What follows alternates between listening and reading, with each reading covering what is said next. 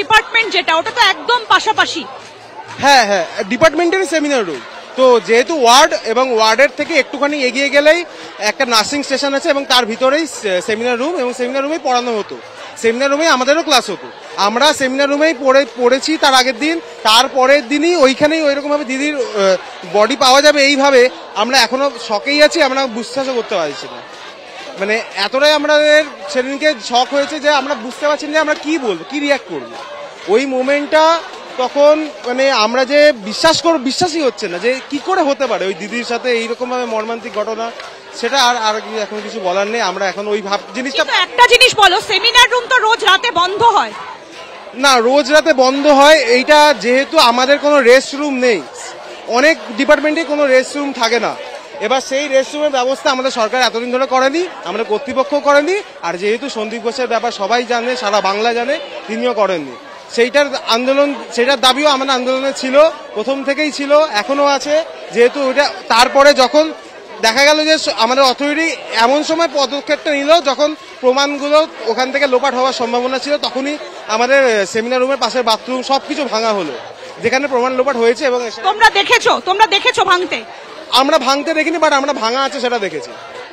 অথচ আগের দিন ভাঙা ছিল না? না, সেদিনকে ভাঙা হয়নি, ঠিক তার পরের দিনকেই সেই নোটিশটা পাস হয়েছে যে যেহেতু আমরা সবাই দাবি করেছিলাম যে আমাদের সেমিনার রুমে আমাদের একটা রেস্টিং রুম চাই, তো রেস্টিং রুমে আমাদের কথা হচ্ছে যে ওই ডিপার্টমেন্টটা বাদে বাকি ডিপার্টমেন্টগুলোই কাজ চালানো যেত, যেহেতু ওটা একটা পুরো ক্রাইম জোন, ওইখানে কাজ করাটা একদমই উচিত হয়নি। এটা আমাদের দাবি। সেদিন যখনই আমরা জানতে পারি তখনই ওইটা নিয়ে অনেক কথা উঠে আসে, বিভিন্ন হোয়াটসঅ্যাপ গ্রুপে ছড়িয়ে পড়ে, তারপর সেটা কর্তৃপক্ষের কাছে যায়।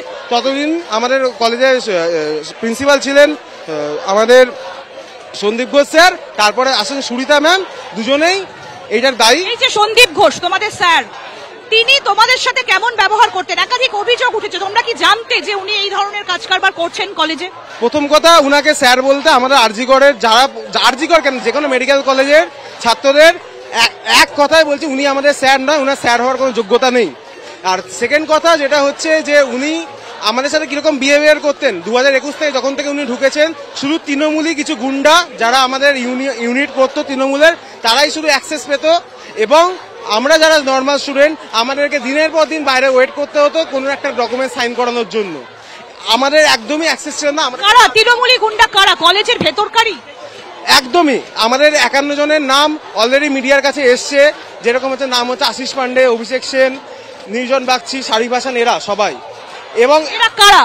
স্টুডেন্ট কি? এরা হচ্ছে আমাদের আরজিগড়ের কিছু স্টুডেন্ট, কিছু প্রাক্তনী, তারা এখনো আমাদের আরজিগড়ে 3 বছর 4 বছর ধরে হাউসশিপ করছে, ইন্টার্নশিপ করছে, তাদের কোনো দিনও কোনো চেক আপ হয় না, যা হয় সব সন্দীপ ঘোষের অর্ডারে হয়। আমাদের কোনো দাবি, আমাদের কোনো কথাই শোনা হয় না, যা হয় সব সন্দীপ ঘোষের অর্ডারেই হতো।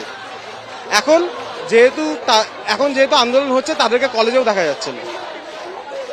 আচ্ছা, এরকম কখনো হয় যে কোন ইন্টার্নের গার্লফ্রেন্ড পাশ করছেন না, তাকে টাকা দিয়ে পাশ করিয়ে দিচ্ছেন সন্দীপ ঘোষ, কিংবা স্পেশালাইজেশনের সার্টিফিকেট এসে যাচ্ছে এমনি এমনি হাতে, এরকম কি হয়েছে? দেখুন, টাকা দেওয়ার ব্যাপারটা আমি ঠিক বলতে পারবো না, আমার জানা নেই, বাট যদি হয়ে থাকে তাহলে হতেও পারে, কারণ যা যা আমরা দেখছি তাদের সম্ভাবনা থেকেই যায়। তোমার নাম? আমার নাম কৃতি সুন্দর দে, final year MBBS student, আরজিগড় medical college. অনেক ধন্যবাদ। আমরা কথা বললাম আরজিগড়েরই একজন স্টুডেন্টের সঙ্গে, এবং তিনি বলছেন যে একটা লিফট রয়েছে, যে লিফটটা নিয়ে ইতিমধ্যেই কিন্তু সন্দেহ দানা বেঁধেছে।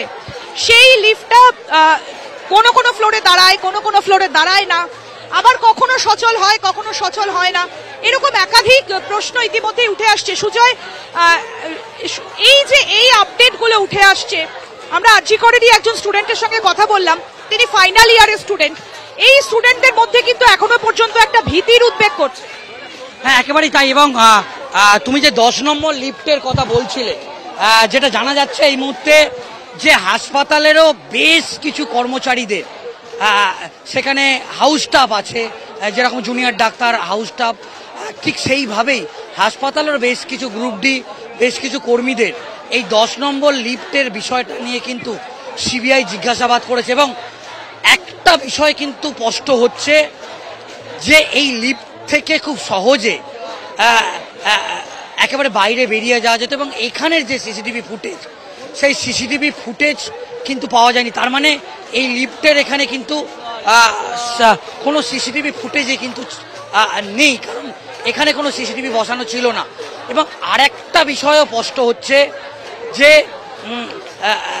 যেটা সিবিআই যেটা লক্ষ্য করেছে যে খুব সহজেই এই লিফটটাকে ব্যবহার করে সেমিনার রুমে যেরকমভাবে পৌঁছানো বা সেমিনার রুম চেস্ট মেডিসিন রুমে পৌঁছানো যায় এবং সেখান থেকে খুব সহজেই বেরিয়ে একেবারে নিচে চলে যাওয়া যায় এবং এখানে কোনো সিসিটিভি পাওয়া যায়নি। এবং হাসপাতালের অধিকাংশ যারা কর্মচারীরা আছে তারা জানতো এই লিফটটা বন্ধ থাকতো এবং এই লিফটটা বিশেষ বিশেষ সময় কিন্তু চলতো, এটাও জানা যাচ্ছে। আবার একটা পক্ষ বলছে যে না, এই লিফটটা বেশিরভাগ সময়ই বন্ধ থাকতো। তাহলে এখান থেকে একটা বিষয় স্পষ্ট হচ্ছে যে তাহলে এই 10 নম্বর যে লিফট, সেই 10 নম্বর লিফট থেকে কি কোনো ক্লু সামনে আসছে সেটাই কিন্তু দেখার বিষয়। আমি একবার ছবিটা তোমাকে দেখাতে বলবো যে এই মুহূর্তে আন্দোলনে যে ছবিটা সেটা দেখাতে বলবো যে প্রচুর এই মুহূর্তে আন্দোলনের ঝাঁজ কিন্তু ক্রমশ বাড়ছে এবং আমরা জানি 6টার সময় যে সময়সীমা বেঁধে দেয়া হয়েছিল, ও দেখো ইতিমধ্যে ঘড়ির যে কাঁটা যদি বলি সেই ঘড়ির কাঁটা কিন্তু 5টা 11 এবং এই মুহূর্তে আমরা যেটা দেখছি যে জুনিয়র ডাক্তারদের পক্ষ থেকে যে ফন্ড আছে তারা নিজেদের মধ্যে এই মুহূর্তে কিন্তু একটা আলোচনা, সেই আলোচনা কিন্তু সেরে নিচ্ছে।